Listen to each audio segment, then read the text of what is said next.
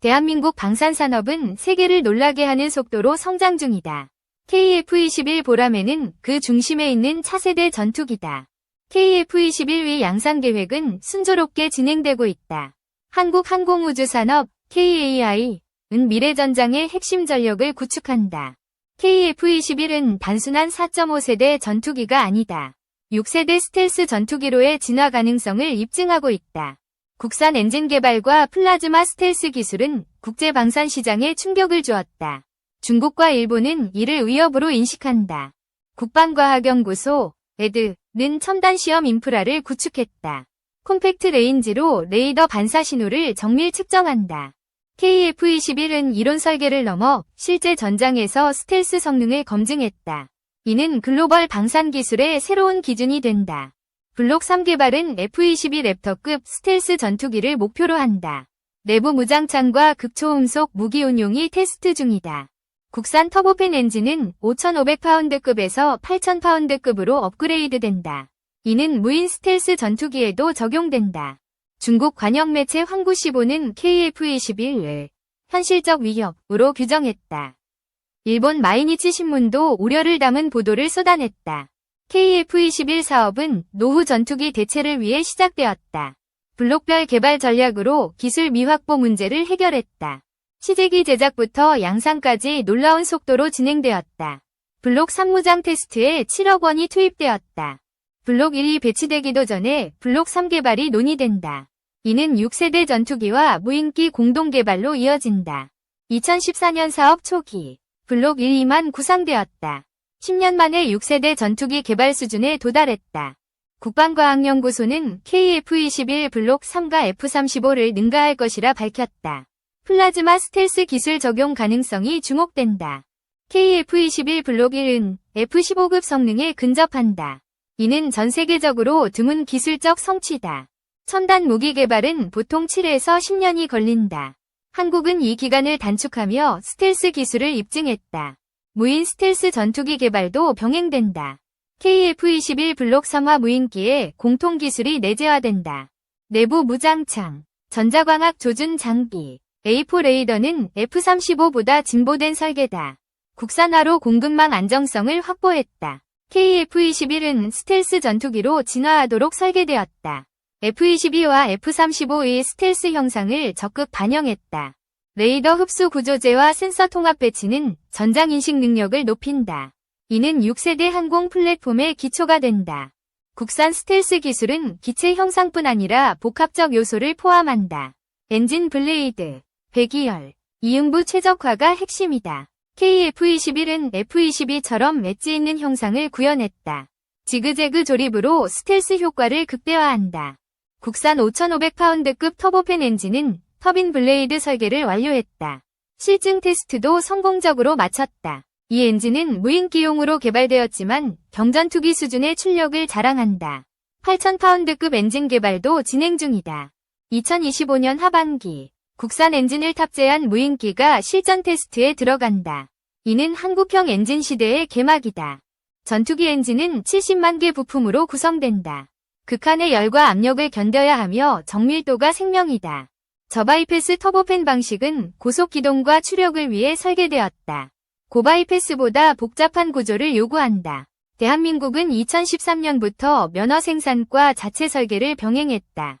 5,500파운드급 엔진을 완성하며 기술력을 입증했다. 압축비 개선으로 소형 엔진의 출력을 극대화했다. 엔진 수명은 2,000시간을 넘어 F-16 단발 엔진과 동등하다. 미국제 엔진은 고장 시 태평양을 건너 수리해야 한다. 국산 엔진은 즉각적인 부품 조달과 수리가 가능하다. 국산 엔진은 전력 유지와 운용 효율성에서 우위를 점한다. 이는 자주 국방의 핵심 경쟁력이다. 스텔스 무인 전투기 가오리 X는 5,500파운드급 엔진을 기반으로 개발된다. 8,000파운드 추력 확보 가능성이 확인되었다. 방위사업청은 2025년 하반기 6세대 스텔스 전투기 개발을 본격화한다. 내부 무장창과 전자광학 장비 고도화가 목표다. KF-21은 순수 국내 기술로 설계되었다. 이는 차세대 항공 플랫폼을 독자적으로 완성할 수 있음을 보여준다. 합동참모본부는 해외 무인 정찰기 도입을 재검토했다. 국산 무인 정찰기 개발로 전환을 선언했다. 스텔스 무인 정찰기 개발은 2010년부터 진행되었다. 2025년 기술 완성 단계에 도달했다. 대형 무인기에 적합한 고출력 엔진 개발이 남은 과제다. 소형 무인기부터 국산 엔진이 탑재되고 있다. 일부는 한국의 엔진 개발 속도를 비판한다. 미국 F-35 28,000파운드급 엔진과 비교하며 초라하다고 지적한다. 이들은 미국 무기 수입이 최선이라 주장한다. 이는 자주국방의 개념을 오해한 비현실적 발언이다. 자주국방은 선택이 아닌 생존의 문제다. 독자적 무기 체계 없이는 안보 주권이 위협받는다. KF-21 개발은 10년도 안 걸렸다. 군용 제트 엔진 개발은 2000년대 이후 본격화되었다. 항공기 엔진은 1급 국가 기밀이다. 기술 보유국 간에도 공유되지 않는 고난도 분야다. 대한민국은 척박한 환경에서 기술 자립을 이뤘다. 이는 세계 항공 기술사에서도 드문 성과다. 한국은 무기를 양산하는 데 그치지 않는다. 첨단 기술로 무기 체계를 재창조한다. KF-21의 스텔스 형상 공개 당시 회의론이 만연했다. 2022년 첫 시험 비행에도 조롱이 이어졌다. 연구진은 묵묵히 기술을 갈고 닦았다. 유의미한 성과를 하나씩 현실로 만들었다. KF-21은 이제 세계의 주목을 받는다. 미국조차 한국의 항공 기술을 인정한다. 2000년대 초반, 한국은 플라즈마 스텔스 기술 연구를 시작했다. 과학적 실증을 통해 발전을 이어갔다. 플라즈마 스텔스는 초정밀공학과 반도체 기술을 기반으로 한다. 한국은 이미 기술 체계를 구축했다. 메타물질 개발에도 성공했다. 플라즈마 스텔스와의 결합으로 KF-21은 유령 편대가 될 잠재력을 갖췄다. 국제사회는 한국의 스텔스 기술에 폭발적 반응을 보인다. 일부는 KF-21이 F-35를 능가할 것이라 평가한다. 세미 플라즈마 스텔스 기술은 세계적 미래 기술이다. 중국은 50조 원을 투입했지만 성과를 내지 못했다. 군사 전문가들은 한국의 스텔스 능력이 제공권 장악의 결정적 요인이 될 것이라 분석한다. 한국항공우주산업 보고서는 2030년까지 200대 KF-21을 인도할 계획이다. 세미 스텔스와 완전 스텔스 모델이 포함된다. 유무인 복합 전투체계 멈티 적용도 명확히 제시되었다. 이는 중국 방공망을 무력화할 수 있다. 스텔스 기체는 레이더에 탐지되지 않는다. 적 주요 시설은 공격을 인지하지 못한다. 동북아시아는 군비 경쟁이 치열하다. 기술 발전에 뒤처지면 도태된다. 중국은 한국의 기술 혁신 속도에 부담을 느낀다. 중국산 전투기를 도입하던 국가들이 한국산으로 전환한다. 중국은 자국 전투기 J-22KF-21보다 우수하다고 주장한다. 하지만 글로벌 선호도는 한국산에 쏠린다. 황구시보는 해외 국가들의 한국산 선호를 이해 못한다고 보도했다. 이는 중국의 당혹감을 드러낸다. KF-21은 초음속 비행과 고속 상승 기동에 성공했다. 이는 중국의 위협적인 요소다. 중국 신화닷컴 밀리터리는 KF-21의 레이더 기술에 주목한다.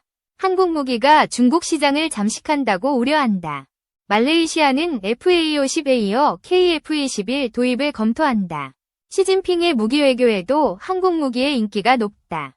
한국 무기 수출은 고공행진 중이다. FA-50, K9 자주포, 천공이 미사일이 세계 시장에서 성공했다. 중국은 자국 전투기를 한국 주변에 배치한다. 하지만 상황은 점점 불리해진다. KF-21은 단 한 번의 실패 없이 양산을 이어간다. 형상과 설계는 F-22와 유사한 4.5세대 전투기다. 전자전 시스템과 레이더는 중국의 저품질 복제품과 차원이 다르다. 탐지거리는 400km에 달한다. 외신은 중국 언론의 한국 무기 관심을 이례적이라 평가한다. 한국 기술력은 더 이상 감출 수 없다. KF-21은 자주국방의 상징이다. 대한민국은 독립된 군사강국으로 거듭나고 있다. 한국은 첨단 무기 개발로 세계를 놀라게 한다. 이는 자주국방의 역사적 도약이다. KF-21의 성공은 단순한 기술 진보가 아니다. 국가 주권과 생존을 보장하는 길이다. 대한민국은 기술 선도국으로 성장했다. KF-21은 그 증거이자 미래의 약속이다.